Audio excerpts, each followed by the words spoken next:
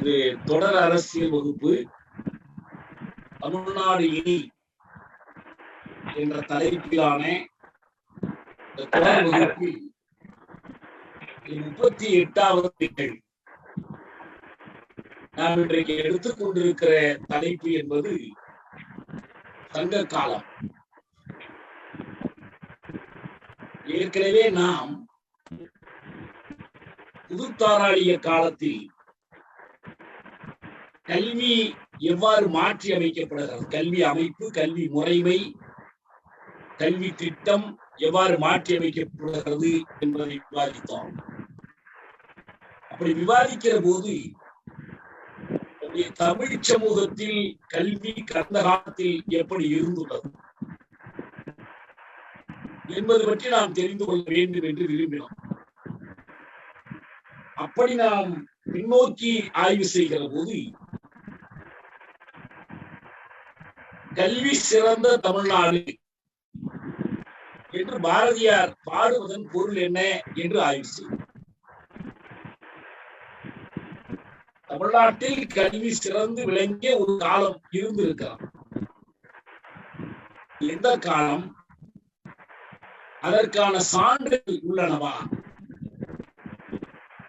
நான் நம்முடைய தமிழ் பேராசிரியர்கள் பலரிடமும் இதை பற்றி கேட்டேன். அவர்கள் வழிகாட்டியபடி பண்டை காலத்தில் தமிழ் கல்வி என்பது அனைவருக்குமானதாக, பரவலானதாக இருந்தது. கல்வி அறிவு என்பது உயர் மதிப்புடையதாக இருந்தது என்ற செய்தியை கொடுத்தார்கள். அதற்கான சான்று நம்முடைய சங்க தமிழ் இலக்கியத்தில் காணப்படுகிறது என்று அவர்கள் சொன்னார்கள். பண்டைக்கால தமிழ் கல்வி பற்றி பேராசிரியர் சேவியர் தனிநாயகம் அடிகளார் எழுதிய ஒரு நூல், பண்டை தமிழ் சமூகத்தில் கல்வி என்ற தலைப்பிலான நூல். இந்த நூலுக்கான அணிந்துரை அல்லது அறிமுக உரையை நம்முடைய பேராசிரியர் அரசு எழுதியிருக்கிறார். தமிழ் சமூகத்தினுடைய கல்வி வரலாற்றை சங்க காலத்தோடு நிறுத்திவிடாமல் அடுத்து இன்னும் 4 தொகுதிகள் மற்றும் 5 தொகுதிகளாக இருக்க வேண்டும் என்று அவர்கள் திட்டமிட்டிருக்கிறார்கள். ஒரு சின்ன விண்ணப்பம், ஒரு சின்ன செய்தி, எல்லாரையுமே ஒலி அடக்க செய்ய சொல்லுங்க. எல்லாருக்குமே அட்மின் கிட்ட சொல்லி எல்லாரையும் ஒலி அடக்குங்க. நான் மாற்றி கொடுத்துறேன், ஒரு மகிழன் பார்த்துக்குவார்.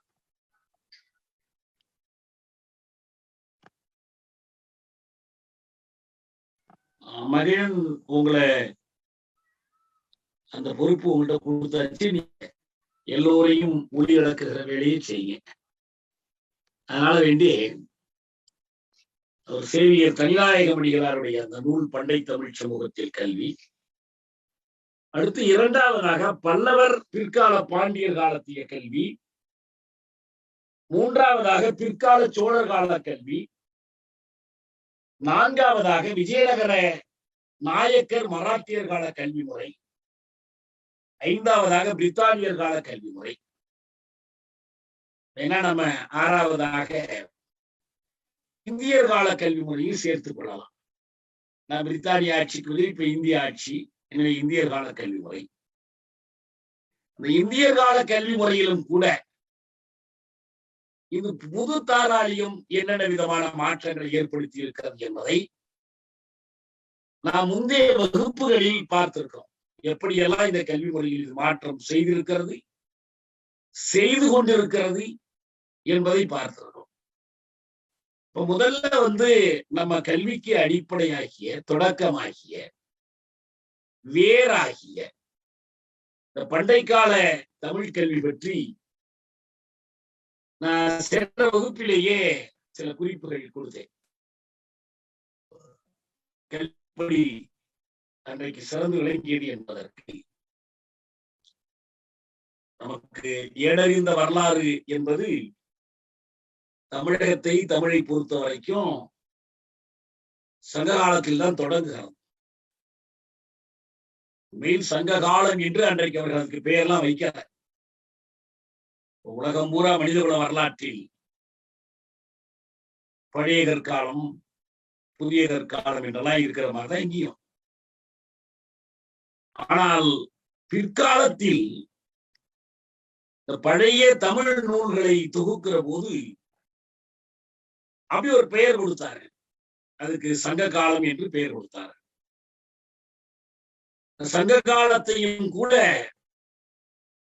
முதற் சங்கம், இடைச்சங்கம், கடைச்சங்கம் என்று பிரித்து கொடுத்தார்கள். நமக்கு கிடைத்திருக்கிற நூல்கள் கடைச்சங்க காலத்தில். நீ அவளை பாத்துக்கோனா, அவளை உன்னை பாத்துக்க சொல்லிட்டு அப்ப கூட பாரு. அவற்றுள் ஆக பழமையானது தொல்காப்பியம் தான். பேர்லயே தொன்மை இருக்கு, தொல்காப்பியம். அது இயற்றியவர் ஒரே ஒரு தொல்காப்பியரா இல்ல அடுத்தடுத்து படம் எழுதி சேர்த்து அந்த பெயரை அது பெற்றிருக்கிறதா என்பதெல்லாம் பற்றி மாற்று கருத்துக்கள், பல்வேறு விதமான கருத்துக்கள் உள்ளன. ஒரே ஒருவரே எழுதிவிடவில்லை என்றெல்லாம் இருக்கு. இன்னொன்று என்னவென்றால், தொல்காப்பியத்திற்கு முன்பே தமிழ் இலக்கியங்கள் இருக்கின்றன, இலக்கணங்கள் இதுவும் நமக்கு கிடைக்கவில்லை, அழிந்து போய்விட்டார். தொல்காப்பியர் சில இடங்களில் சில செய்திகளை சொல்லும் போது, இலக்கண செய்திகளை சொல்லும் போது என்ப என்று சொல்லி முடிப்பார், என்னும் புலவர் என்று சொல்லி முடிப்பார். அவங்க சொல்றாங்க என்று சொல்லிக் கொண்டிருந்தார்கள் என்று சொல்வது உண்டு, என்று புலவர்கள் கூற்று இருக்கிறது என்று அவர்களை மேற்கோள் காட்டினார். இதிலிருந்து என்ன தெரிகிறது என்றால், அவர் தொல்காப்பியருக்கு முன்பே எழுதியிருக்கிறார்கள், இலக்கியங்கள் இருந்துச்சுன்னா எதுவும் நமக்கு கிடைக்கவில்லை. தொல்காப்பியம் தான் கிடைத்திருக்கார்.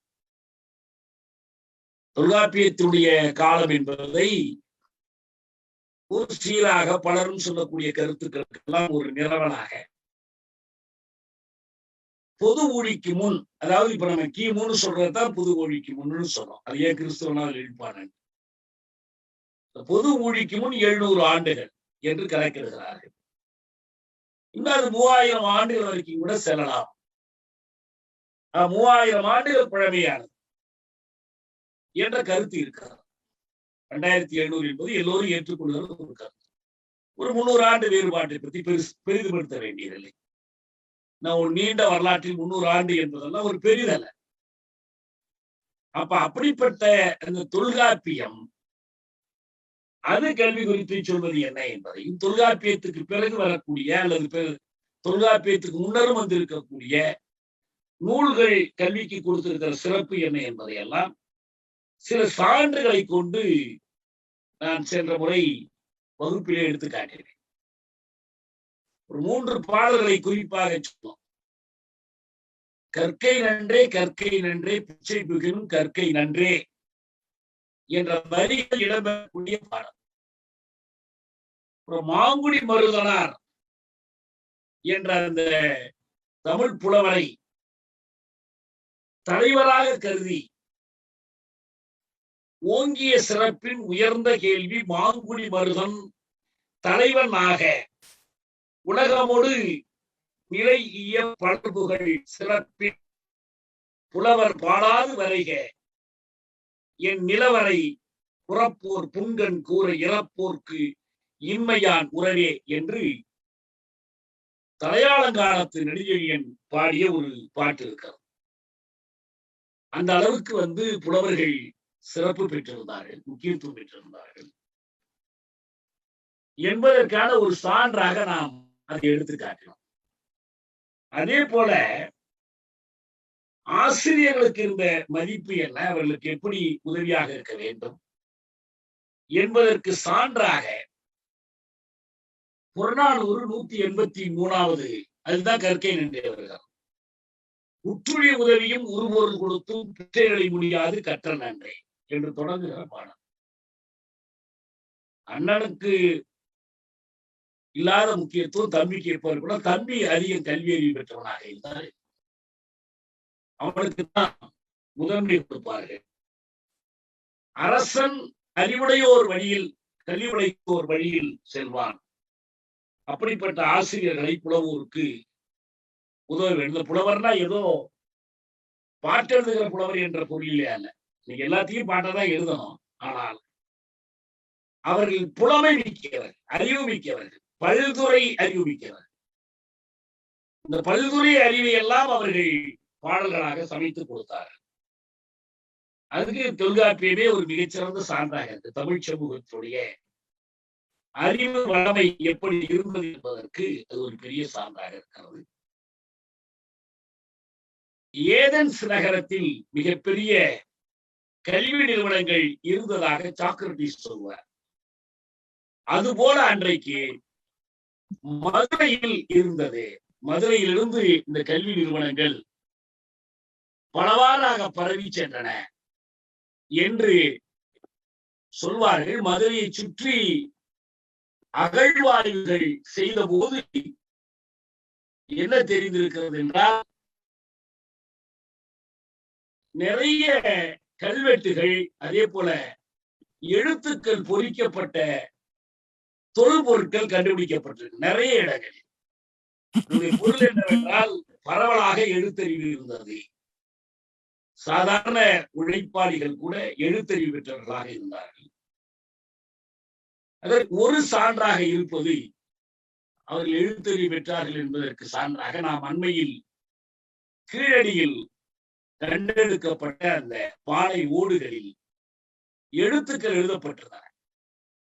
பிராமி எழுத்துக்கள், வட்ட எழுத்துக்கள் என்றவை புழக்கத்தில் இருந்தன என்ற செய்தியை நாம் தெரிந்து கொள்கிறோம். ஆண்களுக்கு மட்டும் கல்வி, பெண்களுக்கு இல்லை என்ற நிலைப்பாடு இல்லை என்பதற்கு சான்றாகத்தான் ஏராளமான பெண்பார் புலவர்கள் இருந்தார்கள் என்பதையும் பார்த்தோம். அவர்கள் தொகை குறித்து கூட விதவிதமான மாற்று கருத்துக்கள் இருந்தாலும் பெண்பார் புலவர்கள் இருந்தார்கள் என்பதற்கு, பெண்பார் புலவர்களில் அவ்வையுடைய பெயர். அவ்வை என்றதும் ஒரு பாட்டியும் வெள்ளை சீரை உடுத்தியவரும், அவர் இறை வணக்கம் பாடுகிறார். அப்படி நினைவுக்கு வர வேண்டியது சுந்தரம்பாள் மாதிரி இருப்பாங்க என்று நினைக்க வேண்டியதில்லை. இன்குலாப் எழுதிய நாடகத்தில் ஒரு இளம்பெண்ணாகவே அவரை படைத்தார், அவ்வையை படைத்தார். அவை பற்றி நிறைய சுவாரஸ்யமான செய்திகள் உண்டு. அதாவது புலவர்கள் வெறும் பாட்டு பாடுகிறவர்களாக மட்டுமல்ல, அரசனுக்கு ஆலோசனை கூறுகிறவர்களாக,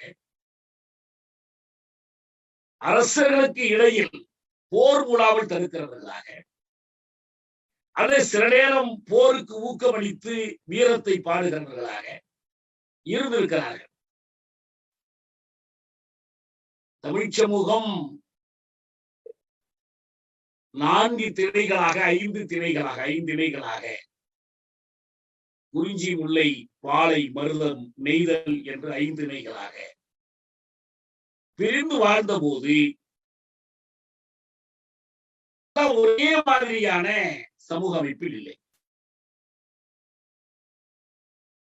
ஒவ்வொன்றும் வெவ்வேறு நிலைகளில், திரிபு நிலைகளில் மாறிக்கொண்டன. குறிஞ்சி நிலம் என்பது பெரும்பாலும் அவர்கள் மலை சார்ந்த வாழ்வு.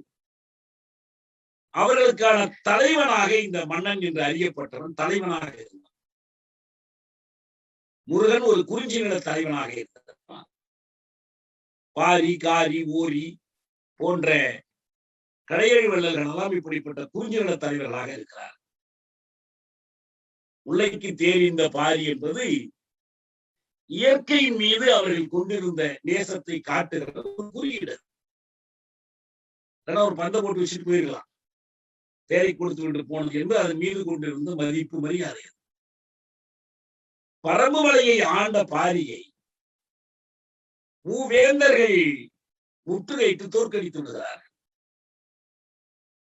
பாரியின் 2 பெண் மக்கள் அங்கவையும் சங்கவையும் ஓடி திரிகிறார்கள். அவை அப்போது நாடு நாடாக சென்று கொண்டு பரம்புமலைக்கு போகிறாள். ஒரு குடிசை வீட்டில் அவர்கள் தங்கி இருக்கிறார்கள் பாரி மகளிர். அந்த மழை குளிரில் வந்த அவையை வரவேற்று அவளுக்கு ஒரு சிறிய நீல நிற சிற்றாடை கொடுத்து ஈரத்தை துவட்டி கொள்ள சொல்லி கேழ்வரகு களியும் கீரையும் சமைத்து கொடுத்து சாப்பிட சொல்றார்கள். மன்னர் என்றால் ரொம்ப ஆடம்பரமா இருப்பாங்க. மன்னர் குடும்பத்தில் பெண்கள் என்றால் அப்படியெல்லாம் இல்லை. அரண்மனை வாழ்க்கையெல்லாம் அப்படி இல்லை. எளிய முறையில் ஒரு குடிசையில் இருக்கிறார். அவை அவர்கள் பாரி மகளிர் என்பது தெரிந்தவுடனே மிகவும் துடித்து போகிறார். வெறுமனை துடித்து அரற்றுவது மட்டுமல்ல, அவரே இவர்களுடைய நிலைமைக்கான காரணத்தை தெரிந்து கொண்டு தந்தையை இழந்த மக்கள் அவர்களுக்கு திருமணம் செய்து வைக்க வேண்டும். அந்த திருமணத்திற்கு மூவேந்தர்களையும் அழைத்து வர வேண்டும் என்று முடிவு செய்கிறார். இவர் போய் சொன்னால் கேட்கிற அளவுக்கு மூவேந்தர்கள் இருக்கிறார்கள்.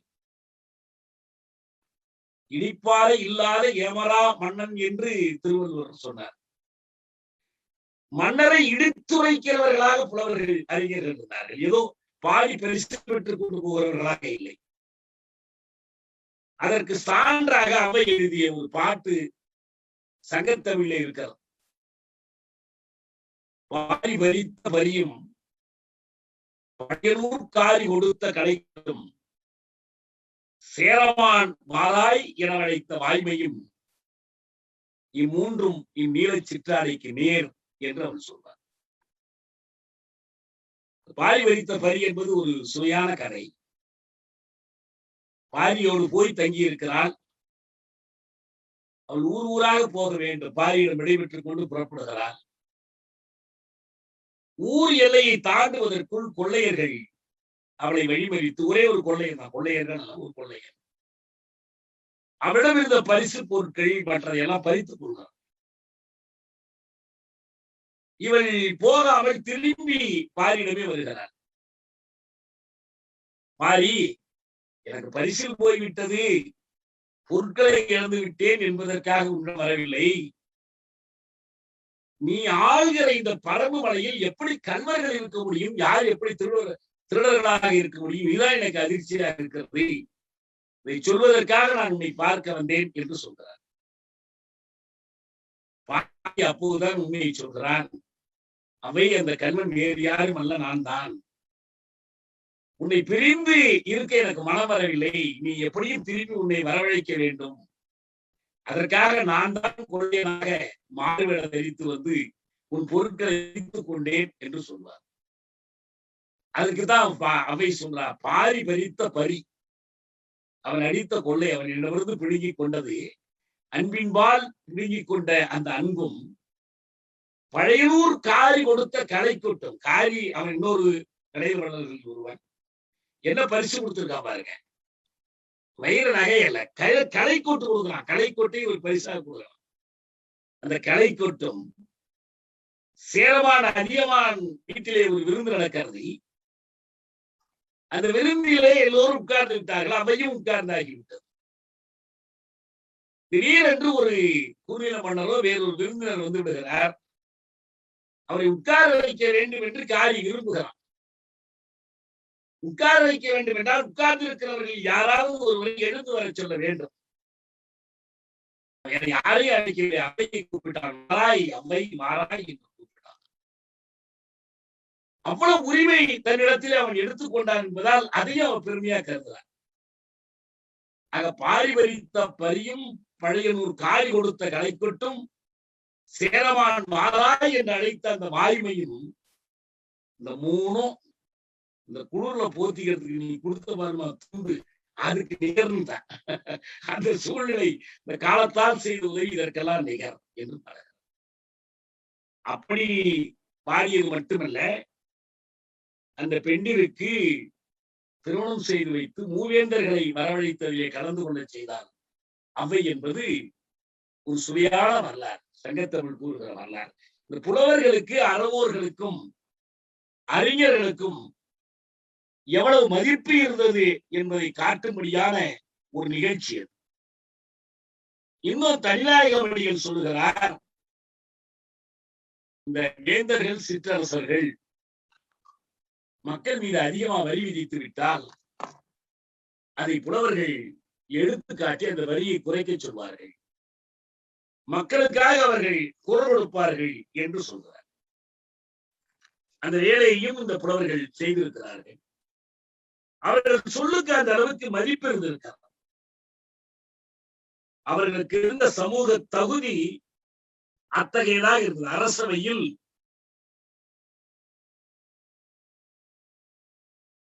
தளபதிகள் இவர்களை காட்டிலும் புலவர்கள் தான் முதன்மையாக இடம்பெற்றிருந்தார்கள். அவர்களுக்கு அளிக்கப்பட்ட பரிசுகள் மரியாதை மட்டுமல்ல, ஒரு குறுநில மன்னன் வேகன் போலவே தன் மனைவி கண்ணகியை பிரிந்த செயலை கண்டித்து, நீ செய்வது தவறு என்று அதிகாரத்துடன் கண்டனம் தெரிவிக்கிறார் புலவர். அதே போலத்தான் உழவர்கள் மீதான வரி விதிப்புக்கு எதிராக மறுபடை தாங்கி பெயர் புறத்தார்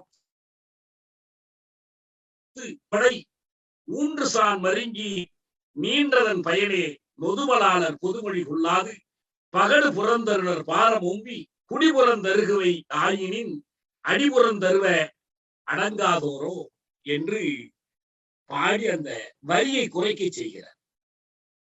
ஆக அவர்கள் அவ்வளவு மதிப்புடையவர்களாக இருந்தார்கள்.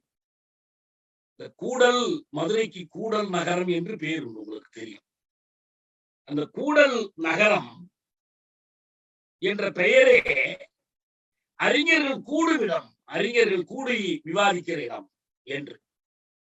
இன்னும் அதை ஒட்டிய ஐதீகங்கள் எல்லாம் சங்கப்பலகையிலே வந்து அமர்ந்து புலவர்களோடு சிவனே விவாதித்தார் என்ற கதையெல்லாம் உண்டு.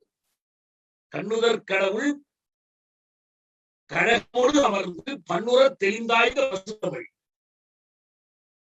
கண்ணுதற் கடவுள் என்றால் நெற்றிக்கண்ணுடைய சிவபெருமான். நெற்றிக்கண் என்பது வேற ஒன்றும் இல்லை, கண்ணால ஊனக்கண் மட்டுமல்ல, ஊடுருவி பார்க்கிற ஆராய்ச்சி கண். அந்த கண்ணுடையவன் அப்படிப்பட்ட ஒரு புலவன், நுண்மான் நுழைபுலமுடையவனாக அவர்கள் கற்பித்துக் கொண்டார்கள். மன்னர்களும் அப்படி இருந்தார்கள், புலவர்களும் அப்படி இருந்தார்கள். யாரு கல்வி கற்க விடாமல் தடுக்கப்படவில்லை, எல்லோரும் கல்வி கற்றார். நமக்கு கல்வி நிலையங்கள் இருந்தனவா என்பது பற்றியெல்லாம் உறுதியான செய்திகள் கிடைக்கவில்லை. ஆனா கல்வி என்பது பொது சொத்தாக எல்லோரும் அனுபவிக்கக்கூடியதாக இருந்தது. பெண்கள் கல்வி கற்றார்கள், ஜாதி வேறுபாடு இல்லாமல் எல்லோரும் கல்வி கற்றார்கள். ஜாதி வேறுபாடு இல்லை என்றாலும் வகுப்பு வேறுபாடு அப்போதே வந்துவிட்டது. ஆனால் வகுப்பு வேறுபாடு கல்விக்கு வேறுபாடு கிடையாது, அனைவரும் கல்வி கற்கக்கூடிய அந்த சூழ்நிலை இருந்தது.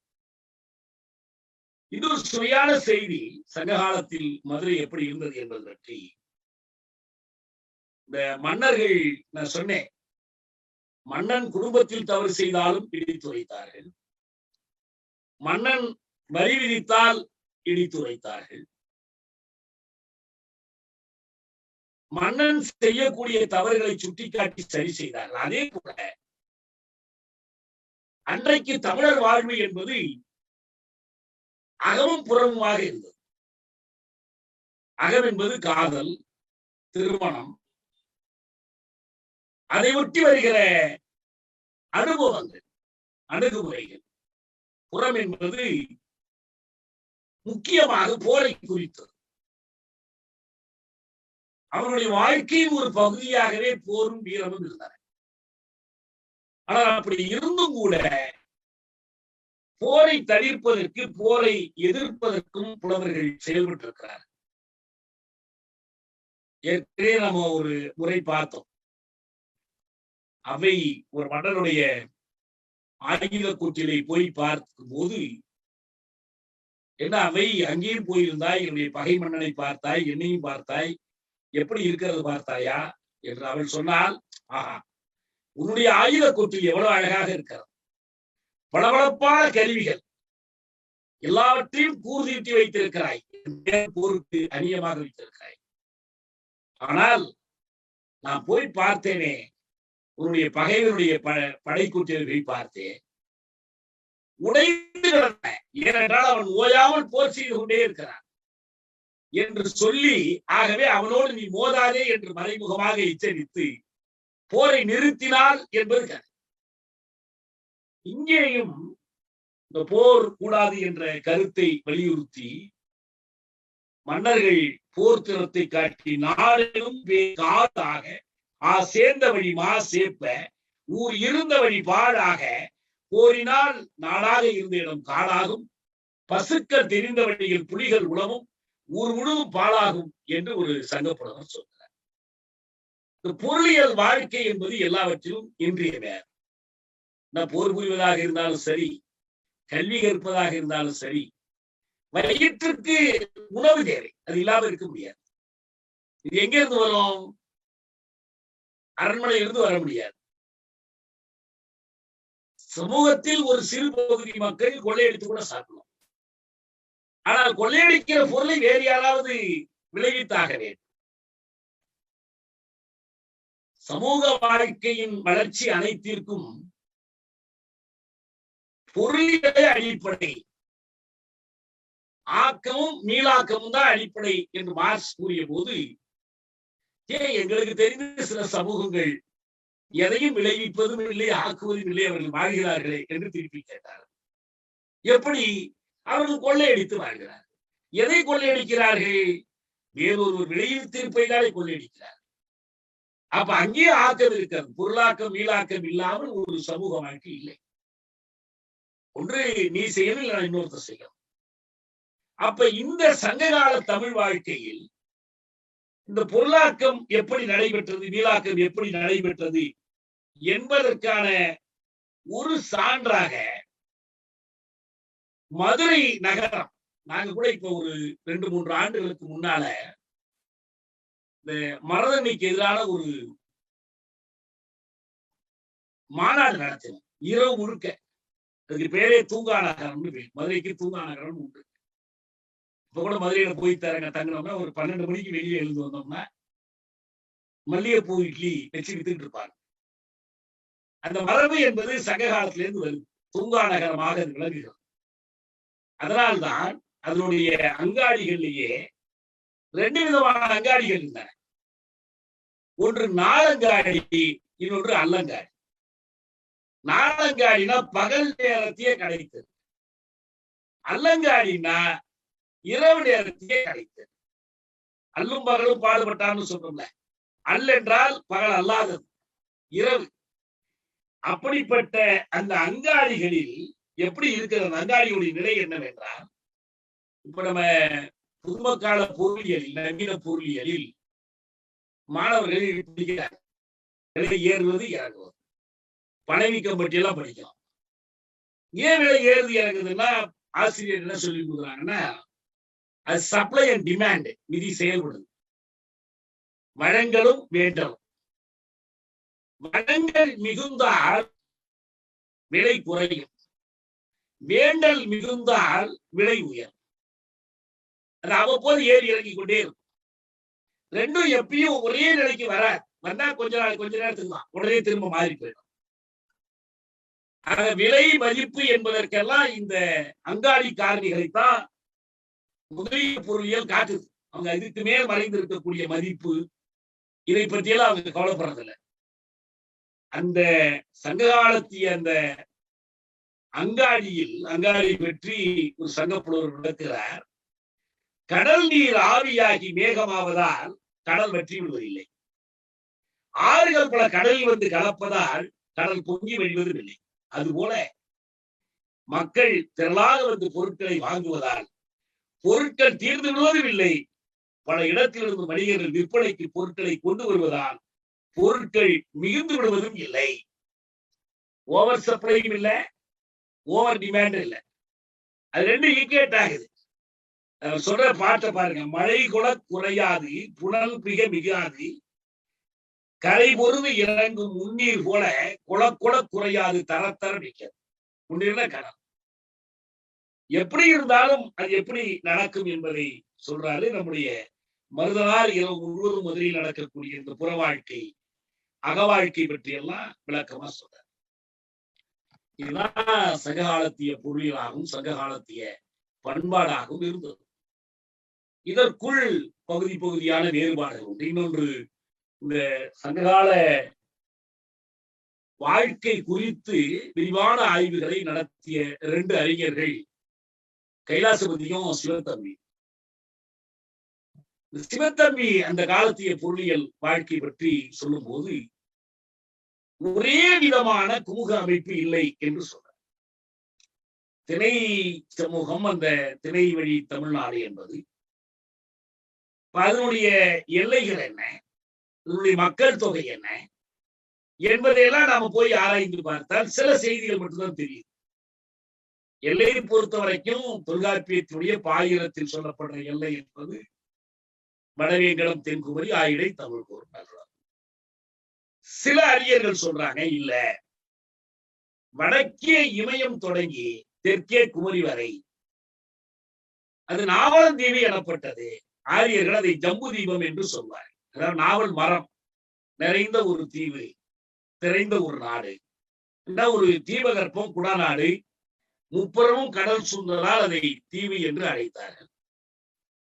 இன்றைக்கும் இந்தியாவினுடைய மற்ற பகுதிகளில் தமிழ் ஊர் பெயர்கள் இருக்கின்றன. இதெல்லாம் நிறைய பேர் ஆய்வு செய்திருக்கிறார். இன்றைக்கும் ஊருங்கிற பேர் எங்கெல்லாம் இருக்கு, நாக்பூர் இருக்குது, தமிழர்கள் வாழ்ந்த பகுதியெல்லாம் அந்த ஊர் என்பது தமிழ் பெயர் தான், வேற்று மொழியில் இருக்கக்கூடிய பெயர் அல்ல. அப்படி சான்று காட்டக்கூடியவர்கள் இருக்காங்க. இன்னும் சிலர் இல்ல, அது விந்திய மலையை குறிக்கும், இந்த வடவேங்கடம் என்பது வடக்கு மலை என்பது. இப்ப இன்னைக்கு சுருங்கி அது திருப்பதி வடவேங்கடத்தை குறிக்கிறது என்று வந்துவிட்டது. எப்படி இருந்தாலும் சரி, நமக்கு இன்றியமையாது இந்த நிலப்பகுதிக்கு நடந்த வாழ்க்கைகள். ஏன்னா இந்த ஆயிடை தமிழ் கூறுல மாற்றம் இல்லை. ஏன்னா 2 பக்கமும் கடல் தான் இருக்கு, தென்புறமும் கடல் தான் இருக்கு. அப்ப இந்திய பெருங்கடல், வங்க விரிகுடா, அரபிக்கடல் என்ற இந்த 3 கடல்களுக்காக முன்னீர் என்பது 3 கடல்கள் இதுக்குள்ள இருக்கிற பகுதி தான். ஏன்னா அப்ப இன்னைக்கு தனித்தனியா இந்த மொழிகள்லாம் பிரியல. அவை வெறும் வழக்கு மொழிகளாக, திசை மொழிகளாக ஒவ்வொரு பகுதியில் இருந்துச்சு. பிற்காலத்தில் அது கன்னடம் ஒரு கட்டத்தில், பிறகு தெலுங்கு இன்னொரு கட்டத்தில், பிறகு மலையாளம் இன்னொரு கட்டத்தில் பிரிந்து போனது. இவை தவிர இன்னும் சில மொழிகள் இருக்கு, குடகு போன்ற மொழிகள்லாம் இருக்கு, தமிழுக்கு இன்னும் நெருக்கமா வரக்கூடிய மொழிகள்லாம் இருக்கு. இவையெல்லாம் சேர்ந்துதான் ஒரு மொழி குடும்பம். இதை திராவிட மொழி குடும்பம்னு சொல்லி கால்டுவெல் கருதினாரு. இல்லை, அது தமிழ் குடும்பம் தான் என்ற கருத்து இன்னும் சில அறிஞர்கள் வைத்துக் கொண்டிருக்கிறார். தமிழினுடைய ஒரு பகுதி தான் அது, அப்படிதான் பிரிஞ்சு போட்டுச்சு. அந்த பகுதியில் மக்களுடைய இந்த வாழ்க்கை என்பது, கல்வி என்பது எதை பொறுத்திருக்குன்னா, ஒவ்வொரு சமூகத்திலுமே பொருளியல் வாழ்க்கையை பொறுத்துதான். பொருளியல் வாழ்க்கையில் அடிமைத்தனம் இருந்தா கல்வி எல்லோருக்குமானதாக இருக்காது. பொருளியல் வாழ்க்கையில் ஆணாதிக்கம், பண்பாட்டில் ஆணாதிக்கம் இருந்தா பெண்களுக்கு கல்வி இருக்கிற உரிமை இருக்காது. ஆக இப்படி பல வகையிலும் அந்த சங்கத்தமிழ் வாழ்க்கை என்பது ஒரு திணை சமூகத்தினுடைய வாழ்க்கையாக இருந்துச்சு. இது என்ன விதமான சமூகம்? மன்னர்கள் இருந்தார்கள் என்று சொன்ன உடனேயே நம்ம சில பேர் அவசரமா சொல்லுவாங்க, ஆஹா நிலப்பிரபுத்துவம் வந்துருச்சு, நிலக்கிழாரியம் வந்துருச்சு. அப்ப நிலக்கிழாரியம்னா நில உடனே யாருக்கு இருக்கணும்? இல்ல, நம்ம என்ன பார்க்கிறோம்னா, கார்ல் மார்க்ஸ் பிரித்தானியர் வருகைக்கு முன்பு வரை இந்தியாவில் நிலத்தில் தனியுடைமையே இல்லைன்னு சொல்றார். ஆனா வேறு சில அறிஞர்கள், இஃபான் ஹபீப், EMS போன்றவர்கள், இல்ல மார்க்சுக்கு கிடைத்த செய்திகள் அவ்வளவுதான். ஆனா முகலாயர் காலத்திலேயே நிலத்திலான தனியுடைமை தொடங்கிவிட்டது அவங்க முகலாயர் ஆட்சி நடத்திய பகுதிகளை வச்சு சொல்றாங்க. நமக்கு இன்னும் கூட சில சான்றுகள் என்ன இருக்குன்னா, முழுக்க பழங்குடி மக்கள் வாழக்கூடிய பகுதிகள் இன்றைக்கு இந்த முதலிய பார்ப்பனிய நாகரிகமோ நுழையாமல் இருக்கக்கூடிய பகுதிகள்ல நிலம் என்பது காற்றை போல, நீரை போல, அது ஒரு பொது நன்மையாக, பொது நலனுக்கானதாக மதிப்பு. ஒரு சான்று சொல்வதா இருந்தா, நம்முடைய பாலமுருகன் எழுதிய சோழகர் தொட்டி என்ற அந்த புதினத்தில் ஒரு காட்சி வரும். ஒரு பழங்குடியைச் சேர்ந்த ஒருவர்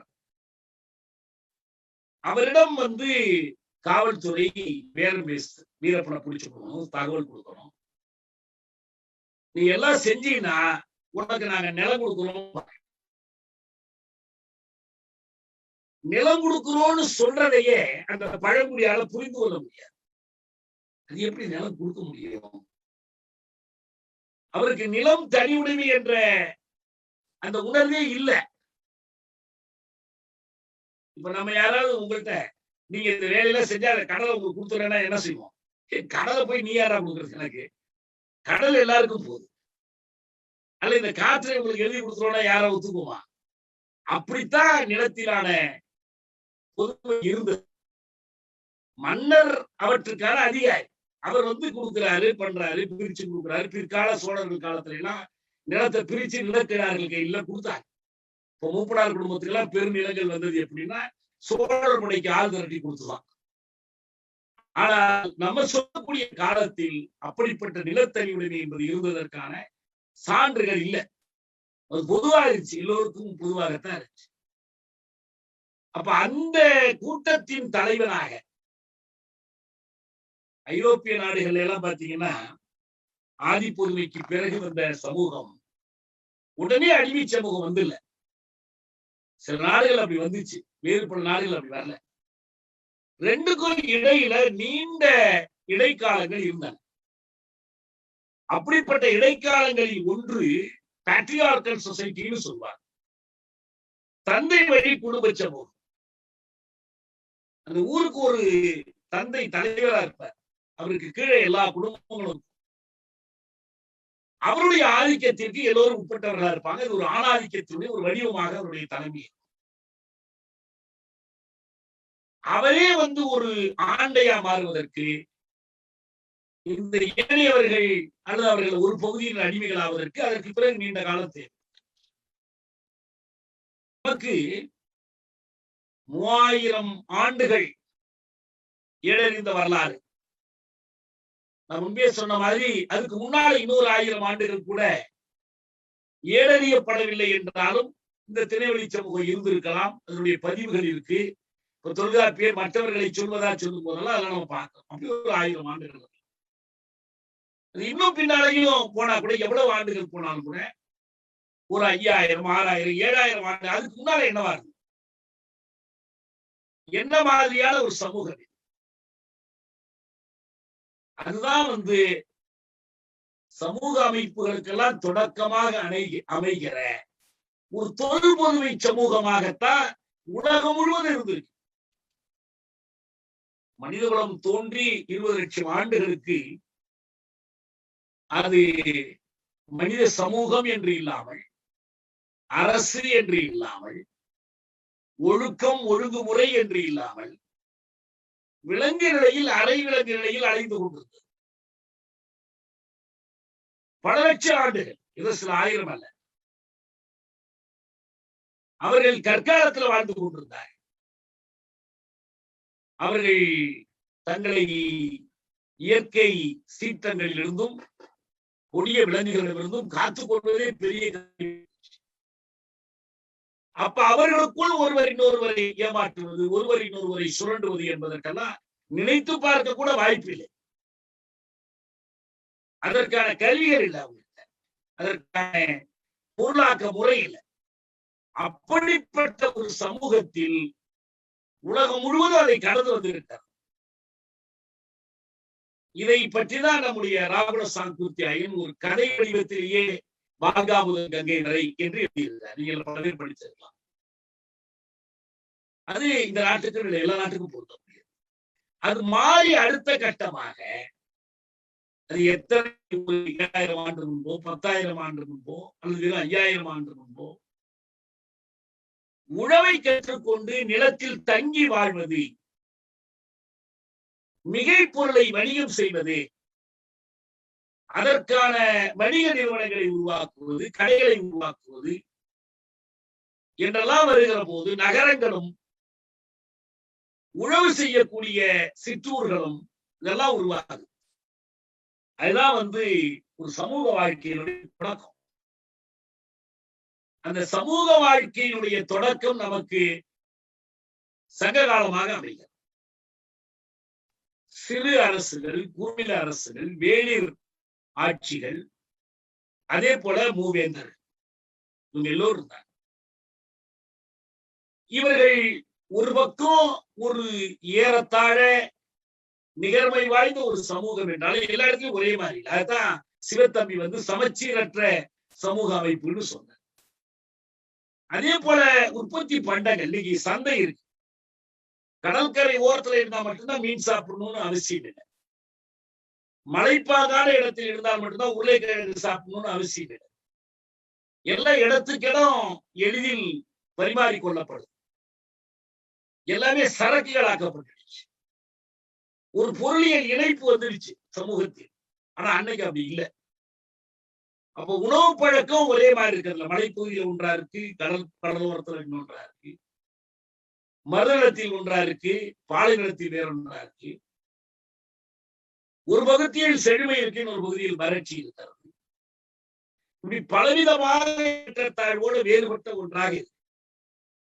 ஆனால் ஒன்று அந்த இயற்கையை நேசிப்பதில், இயற்கையோடு இயைந்து வாழ்வதில், அதே போல் எல்லோரும் படிப்பறிவு, கல்வி அறிவு பெறுவதில், இதெல்லாம் அவங்க ஒன்னா இருக்கிறார். அந்த ஒவ்வொரு திணைக்கும் ஏற்ற மாதிரியான வணக்கங்கள், இறை வணக்கங்கள், கடவுளர்கள் சமூகத்தினுடைய தேவை. அப்ப குறிஞ்சி நிலத்திற்கு முருகனும், முல்லை நிலத்திற்கு திருமாலும், இப்படி ஒவ்வொன்றுக்கும் ஏற்ற மாதிரி வர்றாங்க. தொடர்ச்சி இன்றைக்கு நம்ம பார்க்கிறோம். அதுக்கெல்லாம் வெவ்வேறு பேர் கொடுத்துட்டாங்க, வெவ்வேறு உருவம் கொடுத்துட்டாங்க, அதுக்கெல்லாம் வெவ்வேறு தத்துவம், வேதாந்தம் எல்லாம் கொடுத்துட்டாங்க. ஆனா இருந்தாலும் அந்த பழசினுடைய தொடர்ச்சிகள் இன்றைக்கு இருக்கு. அப்படிப்பட்ட ஒரு வாழ்க்கை முறைதான் இப்படி ஒரு கல்விக்கு அது வழிவகுத்தது. இந்த சங்க காலம் என்பது உத்தேசமா நம்ம எல்லாரும் சொல்றது என்னன்னா, தொடங்கிறது என்பது கிமுல ஒரு ரொம்ப குறைச்சு சொல்றவங்க ஒரு 200-300 சொல்லுவாங்க, அல்லது கிமு 1000 என்று வைத்துக் கொண்டால், கிபியில ஒரு 2வது 3வது நூற்றாண்டோட அது முடிஞ்சு அதிலிருந்து அது மறுகிறது, மாறி போகிறது. அதான் சங்கம் அறிவிய காலம் என்று அழைக்கிறார். இந்த சங்கம் அறிவிய காலம் என்பது கிபி 700 வரைக்கும் இருந்திருக்கிறது. இது பற்றி நிறைய மாற்று கருத்து. இப்ப அண்மையில ஒரு விவாதம் எழுந்தது. என்னன்னு சொன்னா, தமிழ் காட்டுமிராண்டி மொழி யார் சொல்லியிருக்காரு, சரியா தவறா என்று நம்ம வேறொரு வகுப்பில் கூட அந்த கேள்வி எழுப்பினார். நான் ஏற்கனவே சொல்லியிருக்கிறேன். இதுக்கு அவர் என்ன காரணம் சொன்னாரு, இதுல என்ன இருக்கு, பக்தி தவிர வேற என்ன இருக்கு என்று சொன்னார் என்று சொல்வார். நான் உண்மையில சங்ககால இலக்கியத்தில் பக்தி இலக்கியம் இல்லை. அகத்திணை புறத்திணை எதிரும் பக்தி இலக்கியம் இல்லை. பக்தி இலக்கியம் என்பதே கிபி 700க்கு பிறகுதான். நம்ம சொன்ன மேற்சொன்ன கட்டங்கள் இருக்கு இல்லையா, அதுல பாத்தீங்கன்னா பண்டைய தமிழ் இலக்கிய காலம், அப்புறம்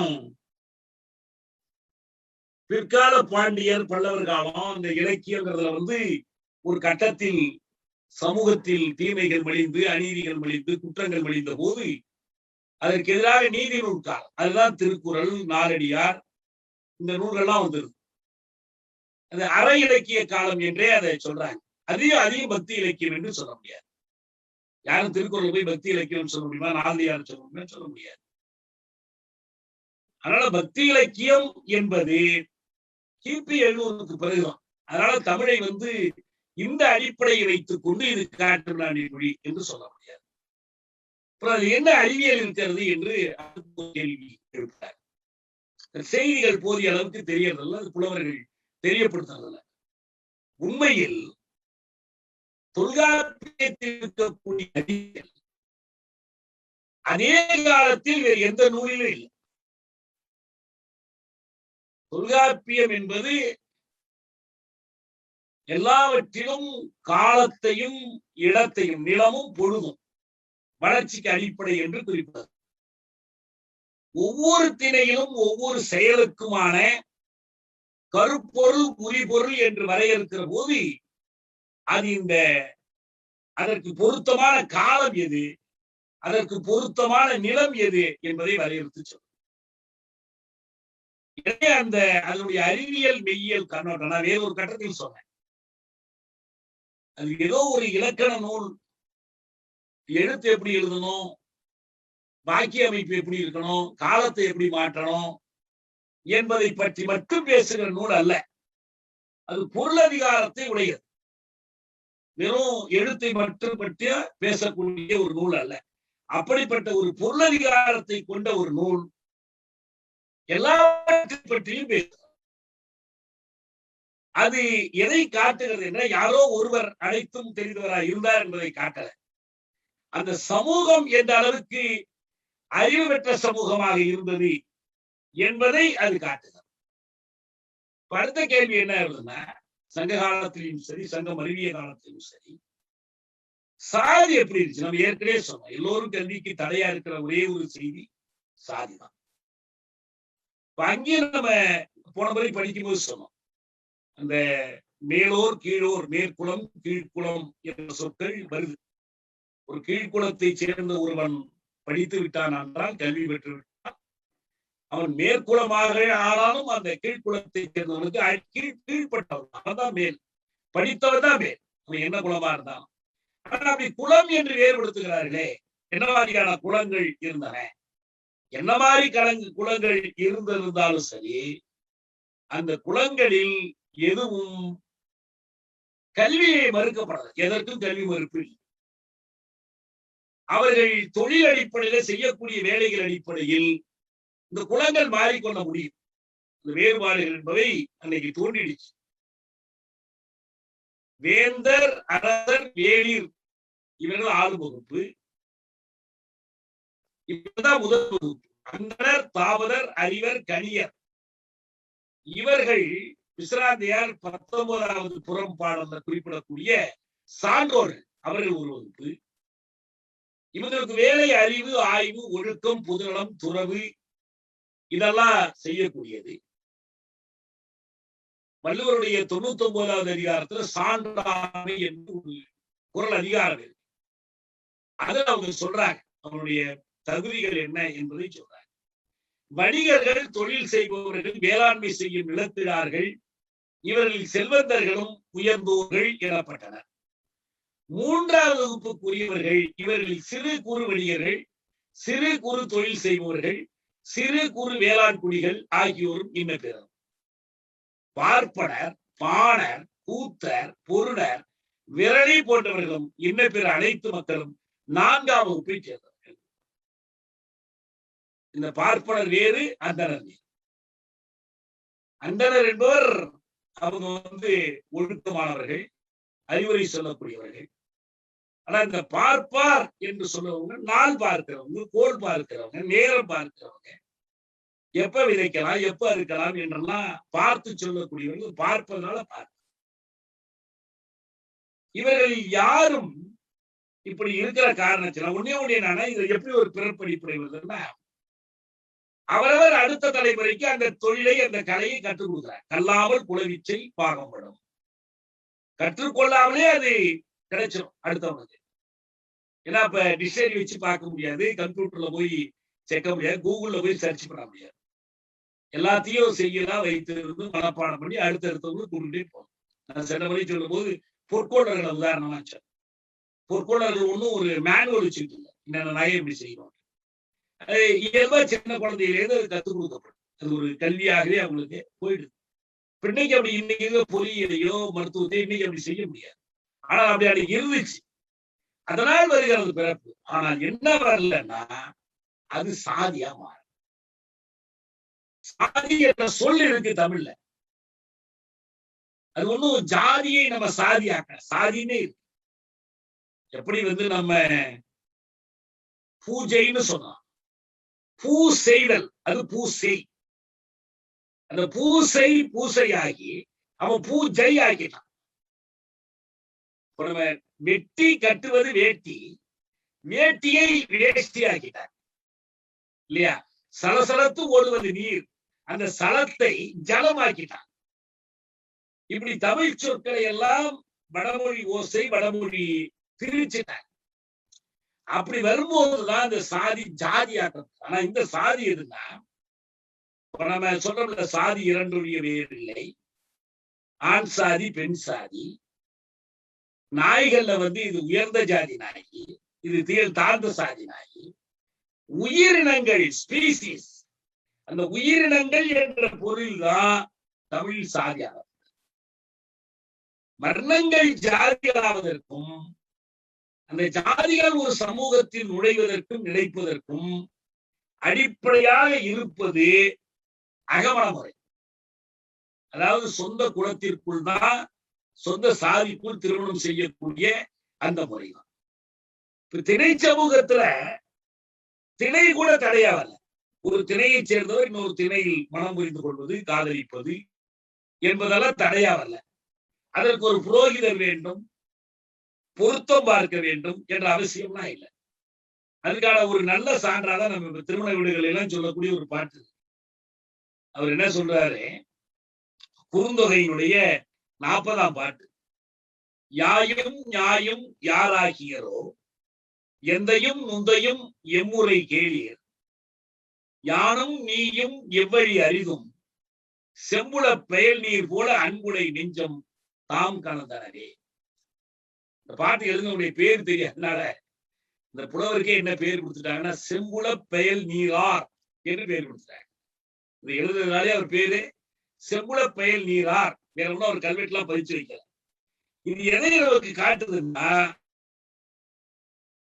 அவர்களா விரும்பி ஒரு வயது வந்த ஆணும் பெண்ணும் போய் திருமணம் செய்து கொள்ளலாம். பெற்றோர் ஏற்றுக்கொள்ள ஏற்றுக்கொள்ளாமல் போகலாம். ஏன்னா ரெண்டு பேருக்குமே தெரியாது, உன் அப்பா யாரு அம்மா யாருன்னு தெரியாது, எந்த வழி வந்த எந்த வம்சத்துல வந்த எதுவும் தெரியாது. ஆனால் அன்புடை நெஞ்சம் தான் கலந்தனவே, செம்மண்ணில் நீர் கலப்பது போல ஒன்றா கலந்து. இதுக்கான ஒரு ஏற்பாடு அவர்கள் என்ன வைத்திருந்தாங்கன்னா உடன்போக்கு. இப்ப நம்ம சொல்றாங்கல்ல, ஓடி போச்சுன்னு ஓடி போயிட்டாங்கன்னு போலீஸ்ல கம்ப்ளைண்ட் பண்ணா, ஐயோ மானம் போச்சு கேவலம் ஆயிடுச்சுன்னு துடிக்கிறாங்களே தான் இதை பண்ணலாம். அதான் உடன்போக்கு. ரெண்டு பேரும் சேர்ந்து போயிடலாம். வேலை நாடுகளை டேட்டிங் வச்சிருக்கிற மாதிரி அன்னைக்கு அவங்க உடன்போக்கு சேர்ந்து போய் அவங்க திருமணம் பண்ணிக்கணும், சேர்ந்து வாழலாம். அதை சமூகம் அங்கீகரித்தது. அப்படி ஒரு சமூகத்தில் என்ன வர முடியாது என்றால், இந்த வகுப்புகள் சாதிகளாக முடியாது. சாதி என்பது பூட்டி வைத்த வகுப்பு, அடைத்து வைத்த வகுப்பு, என்க்ளோஸ்டு கிளாஸ் என்று அம்பேத்கர் சொன்னார். எதனால் பூட்டி வைக்கிறாங்க? சாதி பூட்டினால் பூட்டி வைக்கிறார். அகமண முறைதான் அந்த பூட்டாக விளங்குகிறது. அப்படி ஒரு பூட்டாக இல்லாத காரணத்தினால், அகமண முறை இல்லாத காரணத்தினால் அன்னைக்கு என்ன தேவைப்படலன்னா, இப்படி தனித்தனி வகுப்புகள் இருந்தன, ஏற்றத்தாழ்வுகள் இருந்தன, உயர்வு தாழ்வுகள் இருந்தன, தொழில் பகுப்பு இருந்தது, இருந்தது. ஆனால் சாதி தோன்றவில்லை. இதான் இங்க முக்கியமான செய்தி. அதனால வேண்டி அப்படிப்பட்ட ஒரு வாழ்க்கை முறைதான் சங்ககால வாழ்க்கை முறையாக இருந்தது. இது தெரிந்து வேறொரு வாழ்க்கை முறைக்கு போவதற்கு காரணமாக அமைந்தது என்பதுதான் பார்ப்பனிய வைதீக மதத்தினுடைய நுழைவு. ஆனால் அவ்வளவு எளிதில் தமிழ்நாட்டில் அது நுழைய முடியவில்லை. அது நீண்ட காலம் எடுத்து. ஆனா நீண்ட ஒரு முயற்சிக்கு பிறகுதான் அவர்கள் நுழைகிறாங்க. அது முழுசா நுழைவதற்கு இன்னும் 1000 ஆண்டுகள் அவர்கள் காத்திருக்க வேண்டியது. ஒரு நீண்ட போராட்டம் நடந்துச்சு அதுக்காகவே. அப்ப இந்த சங்ககாலமும் சங்கமும் தெரிந்த இந்த பிற்காலமும் என்பது இப்படித்தான் இருந்து, சங்கம் மருவிய காலமும் இப்படித்தான். இதற்கு பிறகு வரக்கூடிய காலங்கள் இது பற்றியெல்லாம் நிறைய அறிஞர்களுடைய விவாதங்கள் இருக்கு. இப்ப களப்பிரர் காலத்தில் என்ன நடந்தது, பல்லவர் காலத்தில் என்ன நடந்தது, பாண்டியர் காலம், பிற்கால பாண்டியர் சோழர் காலத்தில் நடந்தது, இதெல்லாம் ஒரு சுருக்கமா நம்ம பார்த்தோம்னா போதுமானது. நமக்கு முக்கியமான நம்முடைய என்னன்னா, அக்கறை உள்ளவர்கள் இதை பற்றி இன்னும் விரிவா ஆய்வு செய்யலாம். சங்ககால வாழ்க்கை, சங்க காலத்துல இன்னும் சில மக்கள் பகுதியில் விரலியர் எல்லாம் இருந்தாங்க. இந்த விரலியர் பற்றி எல்லாம் நிறைய பேர் ஆய்வு பண்ணி எழுதியிருக்கிறாங்க. இப்ப எல்லாத்த பத்தியும் நம்ம பேசிட்டு போறது நேரம். முக்கியமா தெரிந்து கொள்ள வேண்டியது என்னன்னா, சங்க காலத்தில் அன்றைக்கு மிக தெளிவாக அனைவரும் கல்வி கற்கிற வாய்ப்பு இருந்தது. அது அறிவு உடைய ஒரு சமூகமாக இருந்துச்சு. அப்படி ஒரு சமூகத்தை சிதைத்து விட்டார்கள். இடைக்காலத்துல இந்த கல்வியில ஏற்பட்ட மாற்றங்கள் என்ன? முகலாயர் காலத்தில் நடந்துச்சு, பிரித்தானியர் காலத்தில் நடந்துச்சு. இதெல்லாம் நம்ம பின்னால நம்ம அடுத்து சுருக்கமா வேகமா பார்த்துட்டோம்னா, இன்றைய கல்வி முறை எப்படிப்பட்டதா இருக்கு, நாம் இதிலிருந்து பெற வேண்டிய படிப்பினைகள் என்ன என்பதை தெரிந்து கொள்ளலாம். இறுதியா ஒன்றை நான் சொல்ல விரும்புறேன். என்னன்னா, ஒரு சமூகத்தில் அரசு உருவாக்கம் எப்படி நிகழ்கிறது என்பதை பற்றி குடும்பம், தனிச்சொத்து, அரசு ஆகியவற்றின் தோற்றம் என்ற விரிவான நூல்ல ஃபிரெட்ரிக் எங்கெல்ஸ் எழுதியிருக்கு. இப்ப அவரு கவனத்திற்கு வந்த பல சமூகங்களை எடுத்து எழுதுறார். அவரு 1884 எழுதுறார். மார்க்ஸ் எல்லாம் மறைந்த பிறகு வெளிவந்த நூல். உடைய குறிப்பிடத்தக்க சாதனைகளில் ஒன்று அந்த. நமக்கு வாய்ப்பு இருந்தா பின்னால அதை கூட ஒரு வகுப்பா எடுத்து நம்ம நடத்தலாம். இதெல்லாம் புரிந்து கொள்வதற்கு அதுதான் வழிகாட்டு. இந்த குடும்ப முறைகள், அகமண முறைகள், புறமண முறைகள், இணைமண முறைகள், ஒருவனுக்கு ஒருத்தி, ஒருத்திக்கு ஒருவன், இதெல்லாம் அந்த பின் வரலாறு முழுவதையும் காட்டுறார். ஏனென்றால் ஆக்கம் என்பது வெறும் பொருளாக்கம் மட்டுமல்ல. ஒரு பகுதி பொருளாக்கம், இன்னொரு பக்கம் மனித ஆக்கம். Production and reproduction. Production and reproduction of the means of production and men himself. மனிதர்களே ஆக்கம் மீளாக்கம் செய்யும். இதை பற்றி அமெரிக்காவில் செவிந்தியர்கள் மத்தியில் ஆய்வு செய்து லூயி மார்கன் என்பவர் ஒரு நூல் எழுதினார். அவர் வந்த முடிவுகளுக்கும் மார்க்ஸ் எடுத்த முடிவுகளுக்கும் இடையில இருக்கிற ஒற்றுமையை கண்டு வியந்து அந்த நூலை அடிப்படையாக வைத்துக் கொண்டு இந்த குடும்ப தனிச்சொத்து, அரசு ஆகியவற்றின் தோற்றம் என்ற நூலை அவர் எழுதினார். இப்படி எழுதும் போது இன்னைக்கு கூட ஒரு வரட்டு மார்க்சியர்கள் அல்லது வர்க்க சுருக்கவாதிகள் அவங்களே என்ன பண்ணிடுறாங்க, ஆதி பொது உடைமை சமூகம் இல்ல புராதன கம்யூனிசம், அது முடிஞ்ச உடனே அடிமை, அது முடிஞ்ச உடனே நிலப்பிரபுத்துவம், அது முடிஞ்சா முதலாளித்துவம், சோசியலிசம், கம்யூனிசம் என்று ஒரு வாய்ப்பாடு வச்சிருக்கிறார். அப்படி எளிதா இல்லை. அது புரிந்து கொள்வதற்கான சில அளவுகோள்கள்.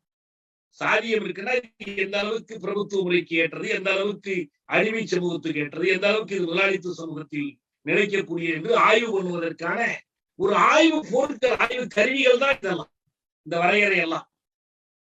ஆனால் நமக்கு என்ன தேவைப்படுதுன்னா, லெனின் அடிக்கடி வலியுறுத்தி சொன்னது போல, from facts to truth.